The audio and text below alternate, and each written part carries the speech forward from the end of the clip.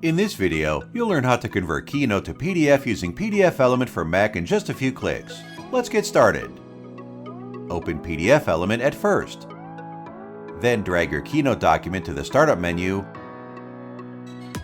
or navigate to the File menu and select PDF from File under the Create tab. Now, if the layout and format is well, just head to the File menu again and choose Save As. Then choose a saving location with a pop-up window and click Save. When the process is done, you will see your Keynote document has been converted to PDF file successfully.